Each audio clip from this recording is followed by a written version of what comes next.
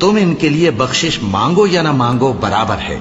اگر ان کے لیے 70 دفعہ بھی بخشش مانگو گے تو بھی اللہ ان کو نہیں بخشے گا. یہ اس لیے کہ انہوں نے اللہ اور اس کے رسول سے کفر کیا، اور اللہ نافرمان لوگوں کو ہدایت نہیں دیتا. جو لوگ غزوہ تبوک میں پیچھے رہ گئے وہ اللہ کے پیغمبر کی مرضی کے برخلاف بیٹھ رہنے سے خوش ہوئے، اور اس بات کو ناپسند کیا کہ اللہ کی راہ میں اپنے مال اور جان سے جہاد کریں، اور دوسروں سے بھی کہنے لگے کہ گرمی میں مت نکلنا.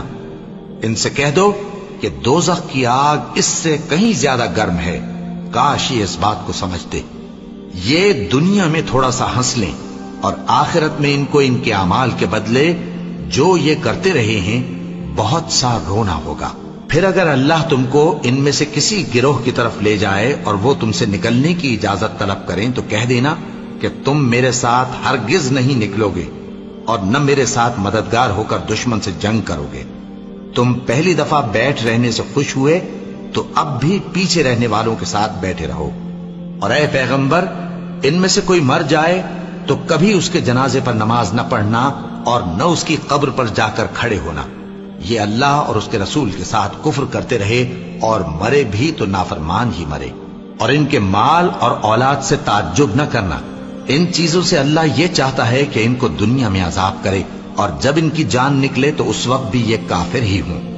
اور جب کوئی صورت نازل ہوتی ہے کہ اللہ پر ایمان لاؤ اور اس کے رسول کے ساتھ ہو کر جہاد کرو، تو جو ان میں دولت مند ہیں وہ تم سے اجازت طلب کرتی ہیں اور کہتے ہیں کہ ہمیں تو رہنے ہی دیجئے کہ ہم بیٹھ رہنے والوں کے ساتھ ہو جائیں. یہ اس بات سے خوش ہیں کہ عورتوں کے ساتھ جو پیچھے رہ جاتی ہیں گھروں میں بیٹھ رہیں. ان کے دلوں پر مہر لگا دی گئی ہے سو یہ سمجھتے ہی نہیں. لیکن پیغمبر اور جو لوگ ان کے ساتھ ایمان لائے سب اپنے مال اور جان سے لڑے.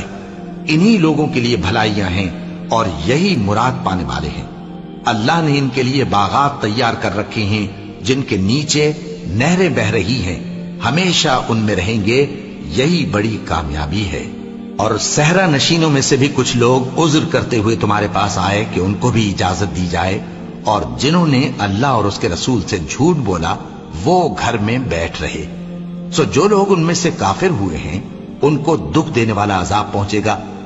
نہ تو ضعیفوں پر کچھ گناہ ہے اور نہ بیماروں پر اور نہ ان پر جن کے پاس خرچ موجود نہیں کہ شریک جہاد ہوں، یعنی جب کہ اللہ اور اس کے رسول سے مخلص ہوں. نیکوکاروں پر کسی طرح کا الزام نہیں ہے، اور اللہ بخشنے والا ہے، مہربان ہے.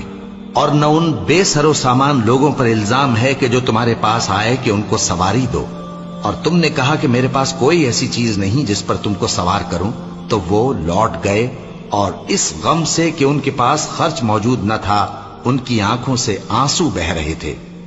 الزام تو ان لوگوں پر ہے جو دولت مند ہیں اور پھر تم سے اجازت طلب کرتے ہیں، یعنی اس بات سے خوش ہیں کہ عورتوں کے ساتھ جو پیچھے رہ جاتی ہیں گھروں میں بیٹھ رہے ہیں.